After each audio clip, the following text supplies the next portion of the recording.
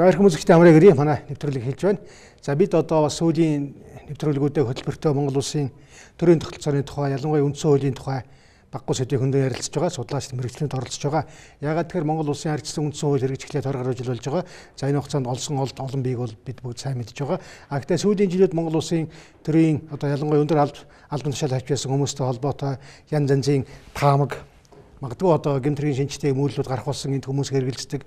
Тэр бол өөрөө шудраг байж чадахгүй байгаа учраас шудрагсны хүсэмжил ард түмэнд хүртэл багтай байна юм учраас энд ямар арга зам барь өгдгийг хайлж ингэж оюун санааныхаа одоо эрдэм мэдлэгийнхаа, онлынхоо, дадлагынхаа, туршлагынхаа тухай хуваалцж байгаа олон хүмүүс оролцож байгаа. Энэ удаа бид Монгол улсын Ардын хурлын депутатаар ажиллаж байсан, улсын бага хурлын гишүүнээр ажиллаж байсан нэгэн эрхмийг орж оролцуулж байна. Энэ хүн бол Б.Пүрэвдорж гэж юм байна.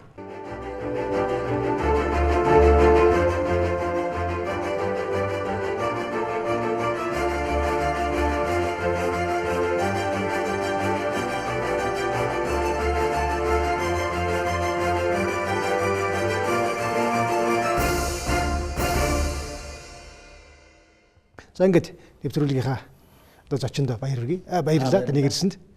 Миний том шийдснээр бол та 1990 онд байгуулсан Ардын хурлын депутатаар.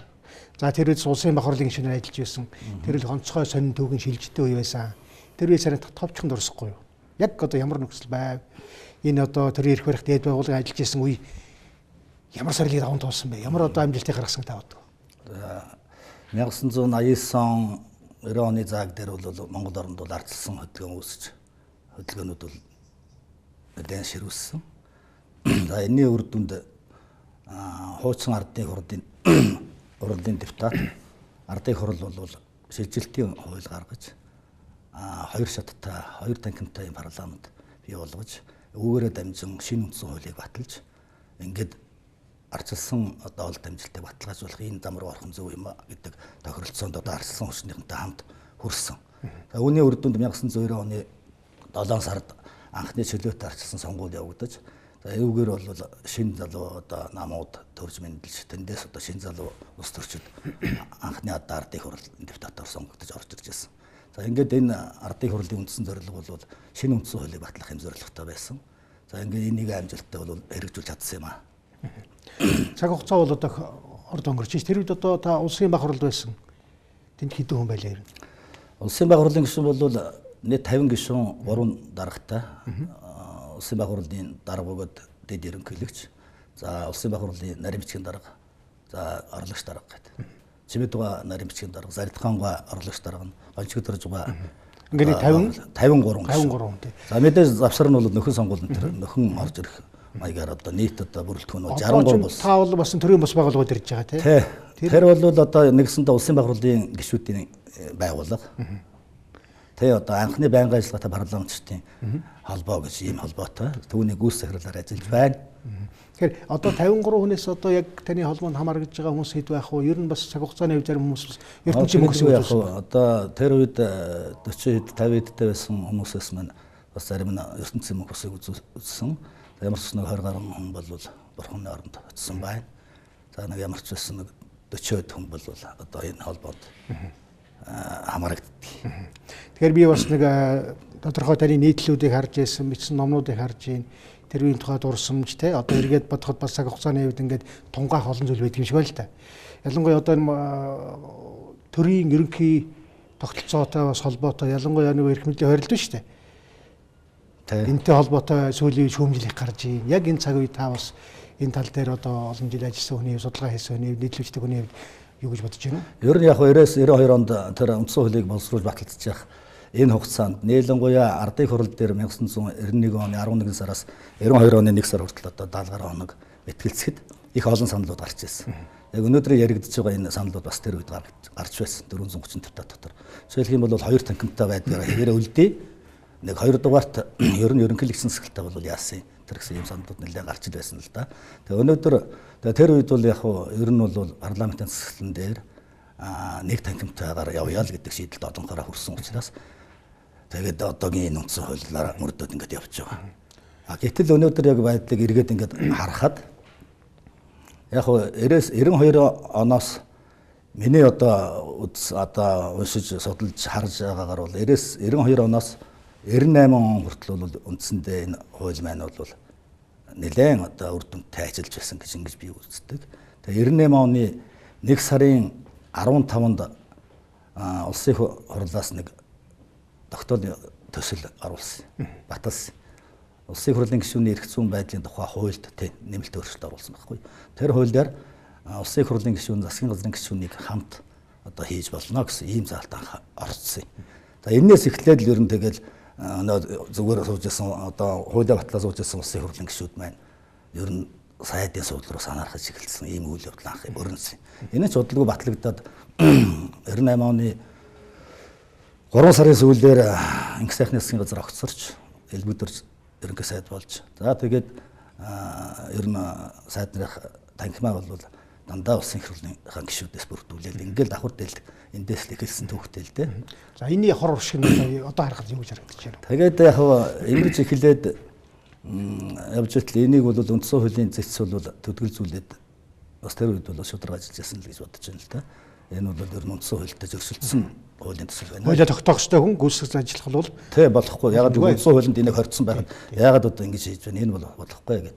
Тэгэхээр энийг бүр хуулинд үндсэн хуулинд оруулаад нэмэлт өөрчлөлт оруулаад. 2000 оны зааг дээр бүр одоо олон цонх нийлж яваад.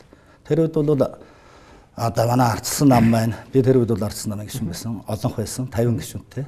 Тэгтээ цонхтэйг нийлж байгаа энийг хийцэн л энэ. Тэгээд тэгтээ процедурын хувьд бол их богинохон хугацаанд оруулсан. Тэгээ энэний нь бол бас дахиад үндсэн хуулийн зэц бол буруу байна. Үндсэн хуулинд ийм процедураар оруулж болохгүй гэж ингээл бас төдөлцүүлсэн байсан. Тэгэхээр одоо нэг ийм заалтаас бол магадгүй зүгээр одоо практик амьдралаар янз янз л байгаа. Давуу талч байж болох юм, сул талч байж болох юм. Нэг ийм заалтуудаас болоод ингээл ерөнхийдөө нэг төр нэг ийм хямралын байдалд орчлоо. Нөгөө засаглалын тэнцвэр алдагдлаа, тийм ээ?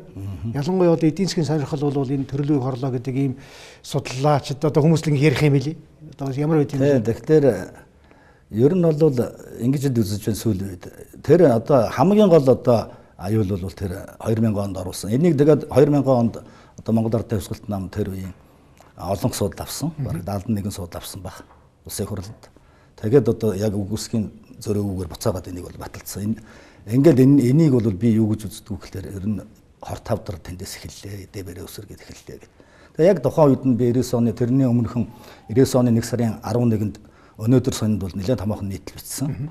За энэ одоо ийм асуудлууд одоо давхар дээлтэй болдог бол хамгийн буруу. Үндсэн хуулинд ийм одоо хөнгөн хумгаагаар халддаг том буруу асуудал үүслээ. Цаашдаа ер нь байдал бол биш дэх улс төр тогтворгүйдэх. Тэгээд төрийн үүрэг зорилгыг ард түмс ойлгохоо байж мэдхээр ийм байдалд хүрэхээр байна шүү гэдэг ингэ бичижсэн. Тэгээд энэ ч одоо сүүлийн 18 жилийн хугацаанд ер нь тодорч тэр хамгийн хор уршгууд нь нэлээд гарч ирж байна. Гарцыг одоо тэгэл янз янзаар ярьж байна да. Яахан дээр одоо зарим үед. Тэгээд 2000 онд би бас дараах нь яг нэг бас дахиад нэг ярилцлага өгсөн байдгийг. Одоо би энэ номон дээр бол тэр ярилцлага оруулсан л байгаа л да. Тэн дээр за энэ ер нь үндсэн хуулинд оруулсан энэ өөрчлөлт бол 7 хэмжээнд нэг огтл гэдгээр хийсэнгүй. Тэгээд энэ бол одоо зөвхөн одоо хүмүүст тохируулж тааруулсан маягаар. Тухайн үеийнхээ нөхцөл байдал алсыг харсангүй. Ийм одоо юм хийснээс болж одоо цаашаа ер нь байдал биш гэж байгаа юм биш үү гэдэг юмыг анх 2000 онд дуурсан л да. За тэгээд үүнээс хойш одоо энэ 18 жилийн хугацаанд бол олон одоо нэлээд юм уншлаа. За яг бидний хувьд бол миний хувьд бол нэг давуу тал нь бас одоо Ардын хурлын депутат бага хурлын гишүүнийхээ хувьд одоо ой болгоноор нэг юу хийдэг шүү дээ. Эрдэм шинжилгээний бага хурал нэг сард хийдэг. Тэрэнд бол байнга оролцож байдаг. Тэн дээр бол сайхан мундаг эрдэмтэд улс төрчид үндсэн хуулийн одоо энэ алдаа гажуудлын талаар цааш нь засах садруулах талаар ч юм уу байнгын одоо ярилцлага өрнүүлдэг л дээ. Энийг бол би ер нь судалж, хомж авч базаж ингэж явдаг хүн. Тэгээ ер нь бол тэгэл ер нь 2000 оноос хойш үндсэндээ энэ лугаар нэлээд анхаарсан. Одоо ер нь энэ өөрчлөлт бол нэг л биш л гэдэг юм тэр үед л толгойд. Энэ үед дордуусан 7 гэдэг л үнийг тийм дордуусан 7 өөрчлөлт гэж ингэж ярьдаг. Тэгээ энийг бол задлаад ярих юм бол нэлээд их юм яригдана. Тийм учраас тэгээд давчлаад тийм болохоор энэ дээр бол олон жил ингэж судал шинжилж явсныхаа үндсэн дээр найз нөхдөдтэйгээ ярилцаад 2015 онд ерөөсөө юу яа энэ үндсэн хуулийнхын асуудал дээр нэлээд нухацтай сууж ажиллацгаая бүгдээр. Яагаад гэвэл Нэгэнт одоо 2000 онд ийм өөрчлөлт ороод энэс хойш 10 гаруй жил энэ одоо нэг гажуудл улс төрийн тогтолцоо хямрал байдал руу орцсон байна гэж ингэж дүгнж үзэхгүй юу. Ерөөсөө одоо энэ эддэг уудаг авилгалддаг эсвэл бүлгэрхдэг намын дээр одоо төрийн дээр нам гарцсан байдаг. Энэ бүх ажил энэ бүх одоо хор оршиг бол ерөөсөө л үндсэн хуулинд оруулсан 7 өөрчлөлтөд шууд холбоотой гэж ингэж дүгнээд ер нь хүмүүсийн яриач юм байдаг байхгүй юу. Тийм учраас эндээс тэгээ зөвхөн яриа шөмжлээ суугаад байх уу. Эсвэл эндээс гаргалгаа байна уу? Эсвэл дахиад одоо энэ 7-ыг буцааж оруулах уу? Юу сэргээх үү гэдэг. Тэгтэл бол энэ 7-ыг сэргээх талаар бол хүмүүс маш их ярьсан. Манай одоо улсын хурлын гишүүдээс ч гэсэн одоо үндсэн хуулийн төсөлд асуудал тавьж ирсэн. Гэвч нэг бол хүлээж аваагүй эрх баригчид. Одоо тухайынхаа улсын хурлууд. Тийм учраас ер нь одоо нэгэнт одоо ийм хорт хавдар болцсон, ийм байдал үүссэн тохиолдолд эндээс гарцыг бол шинэ үндсэн хууль бүр тэр дотроо хяналттай тийм одоо парламентыг байгуулж ингэж ижил гарах хэрэгтэй юм байна. Нэг зүгээр тодорхойлъя. Та хор тавдар гэж шүү дээ. Яг үндсэндээ үндсэн хууль хор тавдар туссан уу? Одоо хүний эрүүл мэндтэй ингээ харьцуулаад үзэхэд. Туслгүй байх. Би бол шууд туссан гэж үзэж байгаа. Яагаад гэвэл давхар дэлтэй болчихж байгаа. Тийм байгаагүй.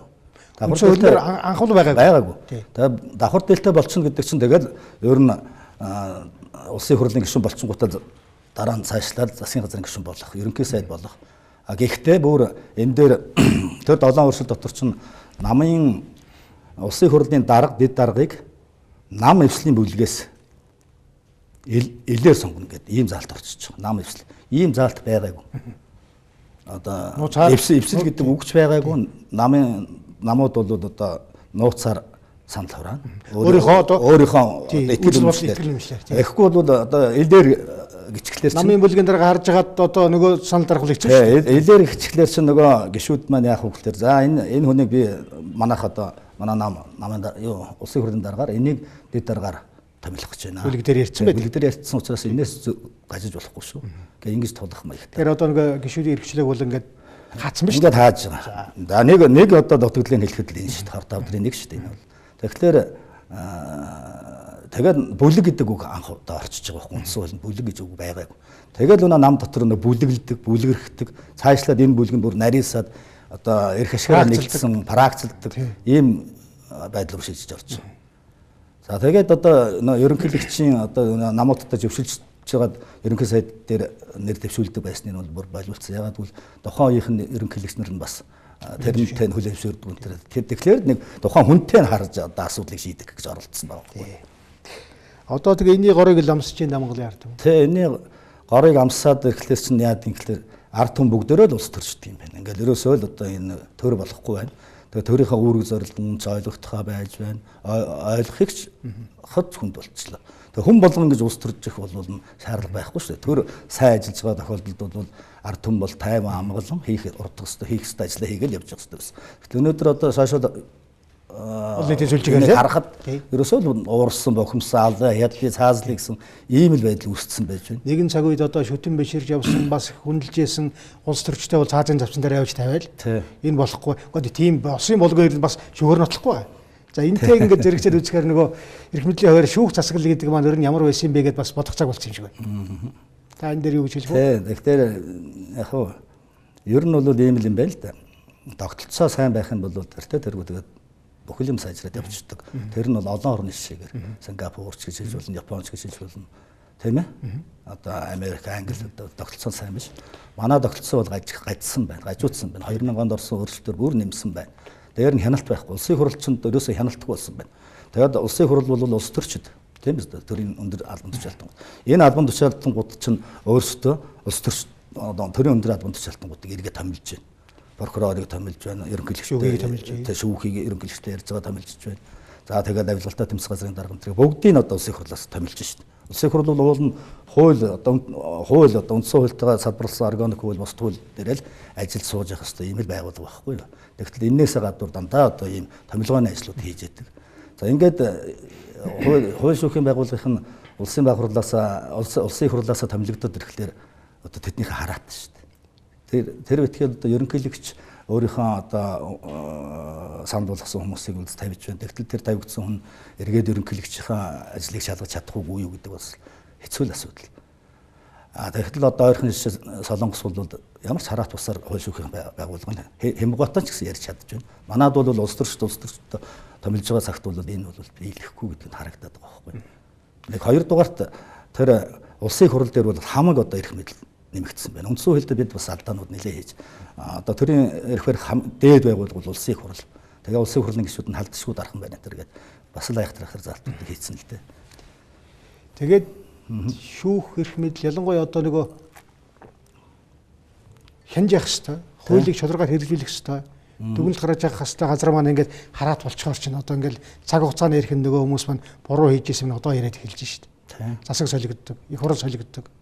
Тэгээд энэ ч одоо их л ойлгомжгүй болчиход байна л та. Тэгэхээр одоо анх бол 92 оноос хойш гэх юм уу да. Тэгээд ер нь улс төрж орж ирсэн хүмүүс бол бүгд л их сайхан хүмүүс байлаа шүү дээ. Бүгдээрээ л нэр цэвэр одоо мантайгаа адилхан л улсууд шүү дээ. Тэгтэл одоо явж одоо бүгд л одоо сүүлийн үеийнх нь ингээ хараад байхад бүгдээрээ л хамгийн адгийн амтан болсон хувирдсан байх юм. Тэгээ энэ бол тэр тухайн хувь хүндээ ч биш. Бид бол судалгаа шинжилгээнд дээр юу гэж үзсэн гэхээр тогтолцоо юм уу байхад муу тогтолцоонд хичнээн сайн хүн орж ирсэн ч муу болоод гардаг. Ерөөсөө тогтолцоонд бүтээгдэхүүн. Тэгэхээр хувь хүнтэй яриад байх шаардлага байхгүй болчихж байгаа. Тогтолцоо сайн байх юм бол муу хүн ороод ирэх юм бол тэрийг сайн ажил гэж шийдэн албадаад болохгүй бол зайлуулцдаг байхгүй. Өөр одоо гэмт хэрэг хийсэн байх юм бол одоо шорондолд явуулдаг. Сайн тогтолцоо гэдэг бол. Сайн тогтолцоон дээр юу гэж хэлэх гээд байна гэхээр хяналттай тогтолцоо. Өнөөдөр би түрүүн хэллээ улсын хурл бол ямар хяналтгүй болсон байна. Хамаг эрх мэдлийг авсан байна гэж. Тэгэхээр энэ хяналтыг уулын үндсэн хуулинд бол засгийн бүрхэд ард түмний мэдэлд байна гэж хийсэн мөртлөө энийг яаж одоо хэрэгжүүлэх ямар арга зам механизмаар хийхийг гэдэг бол бас дутуу орсон. Тийм учраас ийм хяналтгүй болсон байна. Ингээд л одоо шаашгаа бол байдал. Нөгөө талаас нь харуул яг бол одоо үндсэн хууль бол өөргөө сайн үүсгэж байгаа. Хүмүүс хуулийг буруугаар ашиглаж байна. Тэгээ ашиглачаад энэ үндсэн хууль муу учраас тогтолцоо муу учраас ингэж янийг тайлбарлаж байна гэж бас зарим хүмүүс хэлж байгаа. Зарим нь бол үндсэн хууль маш сайн хууль орж ирсэн хүмүүс нь муу учраас болохгүй байна. Тэгэд одоо үндсэн хуулиа мөрдөхгүй байна гэж.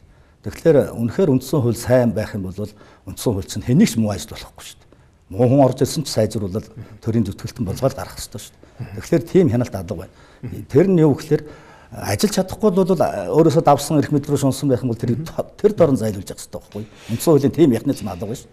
Тэгэхээр одоо хоёлаа үндсэн бас нэг таны ярьдаг чухал сэдв рүү оръё л да. Монголыг аврах амралын од бол хоёр шатны одоо парламенттай тийм үү? Танхимтай байх хэрэгтэй юмаа гэж ийм давал бүхлөд ном бичсэн, судалгааны ажил хийсэн. Тэгээ энийг бол бас зарим хүмүүс их дэмждэг. Зарим улсын хүчний дэмжиж байна, зарим л үүсгдэг. Тэгэхээр та энийг яг энийг яагаад хийхин одоо шаардлага байсан бэ гэдгийг товчхон хэлж. Тэгэхээр яг би түрүү хэллээ 99 онд бол анх энэ давхар дээлийн асуудал гарч ирж байгаа нь буруу. Хоёрдугаарт 2000 онд оруулсан энэ дордхон 7 өөрчлөлтүүд бол тун аюултай байдал төрхнэ гэдэг. Тэгээ түүнээс хойш бол ер нь улс төрийг бол нэлээд анхаарч би бол овийн юм л хийгээд явж байсан юм шүү дээ. Улсын байгууллагаас буусныхаа дараа. Тэгтэл одоо байдал биш дээ ирэхлээр ирэх биш одоо тэрлээ бас таванд нь занагж явсан хүний үед эргэж анхаарч л үзэж байгаа байхгүй. Ингэж явсаар бол 15 онд ерөөсөө л найз нөхдөйгөө нийлээл. Ерөөсөө энэ гарц гаргалгаа бол хоёр танхимтай хяналттай юм парламент болох хэрэгтэй. Нэгэнт одоо иргэд нийлэнгүй одоо хэсэг үеийнхнийг бол аюул буруу хүмүүжүүлж байгаа байхгүй энэ 2000 оны энэ 7 өөрчлөлтөөс болж яасан гэхээр одоо 80 90 оны залуучуудыг нэг цүнх барьдаг намгүй болоод амьдарч болохгүй юм шиг болгоо ичж байгаа. Нам бол хамгийн амттай. Тийм хамгийн амттай тэрүүгээр л одоо дагаж явах юм бол ямар нэгэн одоо албан тушаал ордон мөнгө олж болдог. Тэгээ төрийн алба гэдэг бол ер нь мөнгө олж болдог. Ороод амжиж эдэл гарах хэрэгтэй дараагийн ээлж нь орж ирнэ гэдгийг ийм одоо нэг уур амьсгалыг нэг хэсэг залуучуудад өгчтэй л дээ. Тэгээ одоо энэ бол нэлээд хэсэг одоо хүмүүсийн толгойд ийм байдал орцсон байна. Өнөөдөр ч харагдаж байна одоо арсан намдаг ил ардын намаахан инглээ гээл одоо сонгуудаа хийж чадахгүй. Энэ одоо юу юм? Энэ бол энэ үндсэн хуулийн гажуудалтай холбоотой шүү дээ. Өөр юу ч биш.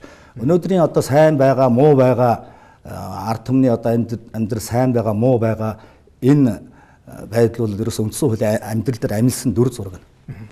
За хоёр шатны одоо тангимтай парламенттай болъё. Давуу тал нь юу та юу гэж хэлж байна? Тэгэхээр хоёр шат гэхгүй байна. Хоёр танхимтай парламент. Хоёр танхим бол тус тусдаа сонгогдно. Дээд танхим буюу одоо ард түмний хяналтын өгөө гэдэг энэ танхим бол сум хороо болгонд амьдарч байгаа. Яг орон нутгийн бүгдийг хамарна гэж. Хамарна 300 одоо 20 сум 150 хорооноос одоо ирэх нь шүү дээ. Тэ орон нутгаа сонгогдно гэсэн үг. Тийм тэндээ ажилддаг. Тэндээ одоо доор хаяж одоо бидний төсөлд бол 3-3-аас доош үжил ажилласан. Тэндээ ажилд амьдардаг иргэн өөрийнх нь нэрийг дэвшүүлж. Яг өнөөдөр бол одоо баян үлгээ сонгогдсон гишүүн бол Улаанбаатар амьдарч байгаа шүү дээ. Хаяа нэг очичоод. Тэр хүн бол баян үлгээд амьдарч байгаа сонгогдсон бол энд ирээл тэгэл эндээ 4 жилийг л өнгөрөөх нь шүү дээ. Тэгтэл зарим нь бол бүр Улаанбаатараас очиод Арангаат ч юм уу Улаанбаатараас очиод нөхөдөө сонгогдчихвол ирээл тэгэл жилдээ 1 2 очдог байх. Ийм л юм байна. Харин дээд танхим бол тэр орон нутгад ажиллаж амьдардаг тэндээ ажиллаа хийдэг хүн одоо сонгогдоод гараад ирэх нь шүү дээ. Төлөөлөгчөөр илгээгдэх. Хуучин ардын хурлын депутат шиг. Тэгээд эрж энд бол байнгын бус ажиллана. Нэг хамгийн дээдлийн хугацаа бол жилд 1 удаа 1 сар ажиллуулах. Тэрнээс доош лавсаар ажиллана. Тэгээд ингээд бусаад явчихна. Тэр ирээд юу хийдгийг гэхэлэр ирээд бол тэр хууль мөл батлаа суугаад байхгүй. Үндсэн хуультай холбоотой асуудал гарвал харин ярих ирэх нь тэр хурлд өгсөн юм төсөд ийдсэн баг. За тэгээд тэр төлөөлөгч маань ирээд хамгийн гол нь бол энэ улсын баг хурл одоо энэ байнгын ажиллагаатай парламентынхаа тайлыг сонсдог. Тийм ээ? Засгийн газрынхаа тайлыг сонсдог, шүүхийнхаа, прокурорынхаа, хууль хяналтын авилгалтай тэмцэх газрынхаа бүх энэ хүмүүсийн тайлыг сонсдог. Эднийгээ бас сонгож тэндээсээ сонгож гаргаж ирдэг. Ер нь бол дээд танхимаас шүүхийг, дээд танхимаас прокурорыг, дээд танхимаас авилгалтай тэмцэх газрын даргаыг, дээд танхимаас төрийн хян шал хороог ч гэдэг юм уу. Ингэж сонгоё гэж. 5-600 хүнээсээ. Тэгээд доод танхимаа бас хянана. Тэгээд доод танхимаа хянана. Тэдний тайлыг сонсно. Тэгээд яг хэрэг одоо хуралдаа суудгүй, хуулиа хийдгүй нөхдүүд байх юм бол эргүүлэн татах эрхэм дээд танхимтай байх юм. Тэгээд дээд танхимын нөхөр бас хурлаа бас нэг жилд 1 удаа ярьж байгаа хуралдаа хайграмжгүй хандвал манай сомор нутгийнх нь бас эргүүл татчих аваад арахын хүнээс солих бололцоод одоо механизм байгаа л да. Ингэж л одоо засгийн эрхийг жинхэнэ ард түмэнд нь өгч. Тэгээ энэ ямар утгатай гэхээр Монгол орн бол нүүдлийн соёл иргэншил, суурин соёл иргэншлийг хослуулсан ийм одоо онцлогтой, дэлхийд онцлогтой ийм улс орн шүү дээ. Тийм учраас энийгээ бид харж үзээд. Тэгэхгүй бол энэ чинь эсрэг үсдэг нөхдүүд юу гэдэг вэ гэхээр энэ бол холбооны улсад манайх бол зүгээр өргөн удам нутгийн хувьд бол дэлхийд 20 дотор захисдаг тийм ээ. Тэгээд энэ 18 21 аймагт ингээд дархан сууршаа төдөө орон нутгаар амьдэрсэн. Энэ улсууд чинь төрийнхөө үйл хэрэгт яагаад оролцож болохгүй гэж. Манай онцлог юм байна шүү дээ. Тэгээд тэгтээ тэр улсууд бол байнгын ажиллагаатай бос ирээд буцаад явчихдаг. Эрэхтээ ийм тайлангуудыг сонсно. Тайлан сонсно гэдэг чинь хяналт байхгүй зинхнээр. Хяналт. Тэгээд тэднийг сонгодог. Ийм л учиртай. Тэгээд яг зарим нөхдүүд бас их мөнгө төрөг орно 2 танхимтай энэ гэдэг тийм бол өрөөсөө байхгүй. Бидний төсөл дээр бол 76 гишүүнийг бол 51 болгож байгаа байнгын ажиллагаатай гин. 25 хүн хэмнэгдэж байгаа шүү дээ. Тэр нь чинь жилийн хамгийн багаар утгад 5 тэрбумын зардал хэмнэгдэж байгаа. Нөгөө 5-600 хүнтэй дээд танхим жилд 1 удаа хуралдахад 2 тэрбум төгрөгийн л одоо зардал гарах юм байл. Хоолуун дээр зорчих унаа тэрэг. Доод танхим үндсэн өөр юу болж харах вэ тэгэхээр? Доод танхим бол ерөөсөө л хийдэг ажил нь хуулиар батал. Ерөөсөө өөр асуудал байхгүй, өөр юмд оролцох хэрэг байхгүй. Ер нь улсын багрууд бол бараг тийм байсан шүү дээ. Томилгоо хийхгүй. Томилгоо хийхгүй, шаарддаг. Тэд нар бол засгийн газартай адилхан засгийн газрын гишүү болохгүй. Болохгүй. Давхар дээлмэд байхгүй болчихлоо. Ер нь тэгээд тэр тохиолдолд бол одоо байнгын ажиллагаатай парламент буюу тэр лүү дурлах хүн бараг байхгүй дээ. Доод танхимд сонгодог хуульчид тийм ээ одоо салбарын мэргэжлүүд жинхэнэ одоо салбарын мэргэжлэлтүүд эзэн засгийн хуульчид орж суугаад тэр нь топ битээ тэрүүгээр мэрэгсэн тийм улсууд орох одоо тийм л байгуул болно. Тэрнээс одоо томилдог, концесс, тендер, лицензтэй холбоотой асуудалдаг бол тэр байнгын ажиллагаатай парламент бол яг ийм болоод ирэхээр л одоо засаг төрийг докторгоо болно гэж ярьдیں۔ Тэр одоо ямар хүмүүс ямар утгаар тэгдэг юм бол тоо. Төрийн доктортой байл алдагдана. Ер нь одоо хэцүү гэл ингээл. Тэгээд одоо энэ 2000-ад оруулсан нэмэлт өөрчлөлт жинхэнэ докторгүй байдгийг үсгэсэн шүү дээ. Тэгээд одоо бол нэг өөрчлөлт нэмэлт өөрчлөлт гэдээ явж байна л да. Би судалж үзтээ. Одоо энэ хаврын чуулгаар баг хэлцгээе. Тий, ийм ном, ийм 2 ном гаргасан байлээ. Ихэд ажил хийсэн байгаа байхгүй. Тэгээд яг доторх орж байгаа юмнуудыг харахад бол үнэхээр чамлалтай бөгөөд ер нь бараг хийх хэрэггүй. Тэгээ энэ талаас бас манай тэр ахааз гээд байгуул бид бол юу өгсөн? Улсын хурлд одоо шаардах бичиг өгсөн. Энийг нодно өгсөн л дээ. Оны өмнө. Энэ төслөө зогсоо. Энийг хилцэж болохгүй юм чи бол дутуу гомоо юм байна. Юун улсын хурлын том эрх мэдлийг багасгах нь хяналттай болгоно гэдэг юм чи байхгүй. Харин улсын хурл бол маш их эрх мэдэл өгсөн. Ер нь нэг ялсан нам болвол тэгэл ерөнхий сайдаас тавьдаг. Тэгээд цаашаа бүх юмыг хянах нь шүү дээ. Нөгөө хууль шүүхийн байгууллагын төр тусдаа хараат бусаар ажиллах мэтлэх юм байхгүй. Хоёрдугаарт бол ерөнхийлөгчийн эрх мэдлэг бол нэлээд хомссон. Одоо хууль санаачлах болон засгийн газар чиглүүлэх эрхийг бол хассан ийм л юм байгаа байхгүй юу? За юм байна. Та одоо энэ судалгааны ажлуудаа ер нь яаж олонний төрөлж дэмжлэг ер нь ямар байд юм бол? За яг хөө тэгээд би бол ингээд энэ номыг бол 2017 оны 4 сарын 27-нд одоо яг хэвлэлтээс гаргаад номынхаа нээлтийг хийсэн. За ингээд одоо номын худалдаагаар бас иргэдтэй хүргэж ингээд сая одоо бас өөрийн зүгээс одоо хувь нэмрээ оруулах гэдэг шүү дээ. Яагаад энийг 27-нд гаргасан гэхээр тэр үеийн 17 оны 4 сарын 29-30 төрийн ордон зөвлөх санал асуулах гэдэг ийм явах гэж байна гэдэг мэдээ авахгүй юу? Тэгээд одоо тэрийн ямар учиртай судлаад тахсан чинь ерөөсөө нэг санамсруу 750 хүн тэрнээсээ 750 авчираад тэгэл одоо үндсэн хуулинд юуг нь өөрчлөх үгдийг тэднээс асуугаад одоо ингэ шийдчих гэсэн ийм яриа гард юм байна. Тэгээд болсон шүү дээ тэр чинь. Тэгэнгүүт тэрнээс өмнө энэ ер нь үндсэндээ бэлэн болсон байсныг хэвлэлтэнд яарж оруулаад тэгээд амхиндаа одоо тэрний эсрэг одоо нэг альтернатив хувилбар ийм байж болно гэсэн. Ингэж ээж бас хүмүүст ийм юм хөрөхүүднээс ингэж гаргасан. Тэгээ яг хуу дараа нь энэ номоо гаргасныхаа дараа мэдээж одоо энэ хоёр танхимтай парламентыг дэмждэг, энэ талаар ойлголттой ярьж хөөрдөг одоо мундаг хүмүүсүүд байж тус төрчд байна, эдийн засагчд байна тийм ээ. Тэр хүмүүст бол хүргэсэн. Одоо жишээлх юм бол Ардын хурлын дараа гомбож угаа, Ардын хурлын депутат байсан одоо сайдрын зөвлөлөөр басан содон угаа. Гэх мэтлэн саяхан би зандаа хүүгийн их бол тэгээд одоо улсын хурлын дарга байсан одоо ерөнхийлөгчийн хамгаалалтын дарга энэ бол дарга тус өглөө гэх мэтлэн нэлээд олон хүмүүст энийг хүргэсэн эмэгтэйчүүдийн холбооны дарга. Тэгээ тэр хүмүүс бол бүгд л одоо дэмжиж байгаа. Нээлангуяа тэр банзрагч гээд одоо Ардын хурлын депутат байсан манай одоо депутат ах би л тэр ч одоо 16 оны сонгуулийн өмнөх нэг үндсэн хуулийн цэцэд нэг асуудал тавиад тэрийг шийдвэрлсэн их мундаг хүн шүү дээ. Тэр хүн маань энийг өөрчлөж үзчихэд давгүй эцэн байх шүү. Нэг яагаад гэвэл тэр хүн чинь өөрөө 92 онд энэ үндсэн хуулийг баталж яхад улсын хурлын дарга уртнаас Ардын хурлын дарга уртнаас гойлоо шүү дээ одоо талигч үзэн. Энэ хоёр танхимтай парламент гэдэг юм аа одоо байгаа энэ Ардын хурл улсын баг хурлаа хэвээр нь байлга гэдэг талаар санал нэг ядаж асуугаад таачаа гэл ингээд ярьжсэн хүн л дээ. Тий. Саяхан одоо нэг энэ парламент судалгааны 4 намаас бас нэг орайлог гаргуу санал гаргалаа шүү дээ. Шинэ дэд үндсэн хууль гэж хоёр танхимтай байх тухай бас хөндөгдсөн байна. Та тэр талаар мэдээлэл байгаа юу? Байгаа. Зурагтаар харж ирсэн. Ер нь бол би тэр шинэ дэд үндсэн хуулийг бас уншиж үзсэн л дээ. Мэдээж уншлаг байхаа. Тэгээд ер нь бас олон хүний хөс хөдөлмөр шингэсэн оюуны бас бүтээл шүү дээ. Тийм учраас одоо энэ эрх баригчдаас тавьж байгаа энэ хувилбараас гадна ийм одоо томоохон өргөн хүрээнд харсан хуулийн төсөл байна гэдэг нь бас том хэрэг байхгүй юу? Мэдээж одоо тэр ийг бол нэлээд хэдэн нам бас дэмжиж ингэж оролцож байгаа бол би зөв л гэж харж байгаа. Нэг хоёрдугаарт бол бидний одоо боловсруулсан энэ үндсэн хуультай бол зарчмын хувь зөрүүтэй юмуд нэлээд бий. Хоёр танхимтай гэдгээр бол адилхан. Гэхдээ одоо оногдох үүрэг хариуцлага одоо хуралдах хэв маяг процедур янз бүрийн юмуд нь нэлээд өөр юм байгаа л да. Оюун санааны улс орон нэг жоохон тийм хямбарлын байдалтай хүмүүс нэг юм төрдөө итгэлгүй болж байгаагийн үндсийг бол үндсэн хуультай холбохоос аргагүй юм шиг байна. Тэгэхээр энэ хуулийг одоо шинжилж батлана гэдэг үндэсний зөвшөлтсөл байх хэрэгтэй гэж тийм үү? Тэгэхээр одоо нэг үндэсний зөвшөлтсөл байх хэрэгтэй. Энэ одоо судлаачдын бүр оюун санаагаа нэгтгэж хийх хэрэгтэй болохоос биш нэг улс төрийн хүчин одоо олон хаагаараа ингэж далиндуул хийж болохгүй гэдээ бас зарим гишүүд ярьж байсан. Зөв. Тий, зарим судлаачид. Тэр 2000 онд бол оруулсан өөрчлөлтийг бол нэр дэндүү мохоо болгохтой хийсэн шүү дээ. Тэрэн шиг одоо 15 онд бас үндсэн хуулийн өөрчлөлт яригдсан. Тэр нь бас л процедур нь буруу байсан.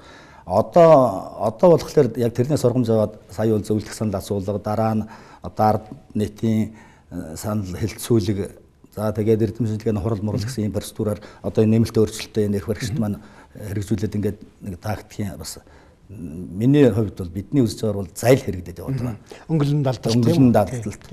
Тэгтэл тэрүүгээр бол энэ асуудал шийдэгдэхгүй байхгүй. Ерөөсөө мохордоод очиод гацсан байх байдаг байдалтайгаа хэвээр.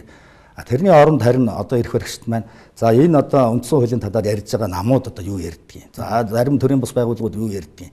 Энэ нөхдүүдийг урьж аваад уулзаад санал онолыг сонсоод тэгээд бидний тавьж байгаа юм дээр бас дэмжлэг үзүүлээд ард иргэдэд хүрэх талаар төр засаг бол ажиллах үүрэгтэй уул нь одоо хууч үндсэн хуулиараач тийм үүрэг байдаг ш. Тэн дээр бол ажиллаж өгөхгүй байна. Хоёрдугаарт бол би одоо улсын бага хурлын гишүүн байсан манай Лундаж янцсан гэдэг гишүүн биш үү?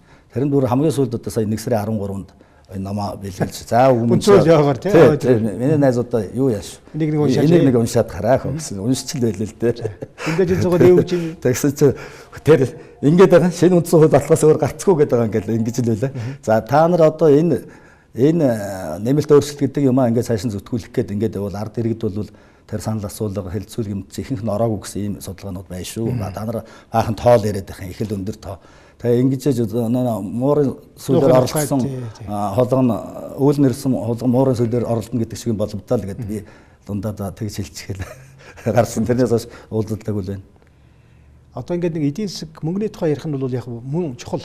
Гэхдээ энэ суур үндсэн хууль ялангуяа одоо энэ төрийнхөө тогтолцооны талаар их нухацтай байж тийм үү. Судлаачдын байр суурийг илүү төлхөө оруулах. Улс төрийн намын нөгөө конопор биш тийм үү. Ингээд шийтгэл одоо манай нийгмийн захиалга юм шиг байна. Тэгээд таны одоо энэ бодлыг дэмжиж ингээд хамтраад явах ерөн судлаачид одоо юу гэдгийг хурлын гишүүд энэ ерөнхийг нэг ойлголтод хүрэх тийм хандлага ер нь ажиглаж байна уу танд? Эсвэл ингээд өөрөө нэг төслийг хоорондоо тэгж болохгүй. Өөрөө ингээд тусдаа ингээд зүтгэхэд бол амжилтанд хүрэхгүй. Энэ том эрх баригчтай бол эмзэг нэмэргүй шүү. Тийм учраас аль болохоор одоо хүмүүст хүргэх, ярих, болж өгöd одоо энэ телевизээр ажгаар ингээд бас ярьж юмэр л байхгүй юу? Ярих. За тэгээд одоо сурталчлах нэг хоёрдугаарт одоо манай тэр ахааз гэдэг байгууллага бол ямар байгууллага гэлээ? Ахааз. Тэр бол одоо бүрэлдэхүүнд нь улсын бага хурлын гишүүд байна, ардын хурлын депутатууд байна. Ахаансын товчилсан нэр үү те? Ахааз гэдэг нь товчилсан нэр. Ардчилсан хувьсгалыг анхлагчдын зөвлөл гэж. Зөв. Тийм шинэ дэвшил тэр 90-92 онд одоо 90 онд одоо хувьсгалд оролцож байсан ардчилсан холбоо, шинэ дэвшилт холбоо, Монголын оюутны холбоо, ардчилсан социалист хөдөлгөөн гэдэг. Энэ эдний одоо анхны гишүүдийн санаачлага эдний бүрэлдэхүүн орсон ийм нэг байгууллагыг бид байгуулсан л. Тэгээд тэр байгууллагын маань нөхдүүд бол надад одоо ийм том даалгавар өгч байгаа. За Б.Пүрэвдорж олон жилийн судалсан шинжилсэн хүн байна. Чи энэ үндсэн хуулийн төслийг боловсруулах ажлыг ахлаад хийгээд ингээд яваа. Тэнийг бол 2 жил одоо нухуулаа. 15 онд л ихэлсэн. Тэгээ 17 оны 1 сарын 8-нд дуусгасан. Тэгэхээр одоо энэ хаврын чуулгаар хэлцэх гэж байгаа өөрчлөлтүүдийг таавал их дутуу дэлмэн гэж хэллээ шүү дээ. Тэгээ ер нь цаашдаа одоо ингээд энэ үндсэн хуулиар яваад байвал ер нь ирээдүйн дүр зураг яаж харагдаж байна вэ? Яг хөө тэгээд одоо шинэ үндсэн хууль баталгаа болий зүгээр ингээд нөгөө 7 молоо өөрчлөлт юм ингээд явуул ер нь. Тэгэхээр одоо энэ сүүлийн 18 жилд өрнж ирсэн үйл явдал шүү дээ. Яг хэвээрээ. Яг л энэ хэвээр одоо тэгээд нэг хоёр хүнтэй л нэг ярьдаг тэгээд тэрлүүн одоо хүмүүс нь хошуурдаг, хуйлардаг энэ муу тэгээд тооцож чаддгүй тооцохгүй тэгээд ер нь Азийн торонд ингээд холбогдсон ба шүү дээ. Ер нь нэг ингээд харахаар бол одоо нэг дарлагдах чанга гэдээ байгаа юм шиг ингээд харагдаад байна шүү дээ. Тэгээд дарлагдах чанга нь бол дандаа өр зээлэнд орцсон одоо хүн болгон өртөө зээлээ дэтгэврийн одоо цалингийн тэгээд дарлагч анги гэдэг нь болохоор одоо миний одоо энэ ярьж байгаагаар бол тэр офшорчт нь юм байна.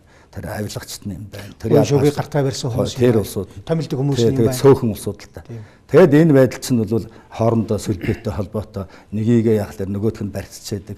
Ингээл тэгэл айгүй бол намайг тэгвэл чамайг ингэ шүүгээл. Би дээрээс одоо телевиз харж байгаа их л харах юм байна шүү дээ. Ярилцж байгаа улсууд чинь. Тийм л байх юм. Үрдэн байдгүй. Тэгээ үрдэн байхгүй энэ байдал цаашаа удаан үргэлжлэх юм бол тун аюултай шүү дээ. Чин ер нь маш том судалгаанууд байдаг шүү дээ. Ер нь ард иргэдийн байдал ядуураа зүдүүрээд ингэх юм бас үүлдээ юунд ч хүрч магадгүй нэг иргэний дайн алан хайтаа тий. Ийм юм бас бид нар зайлсхийх ёстой.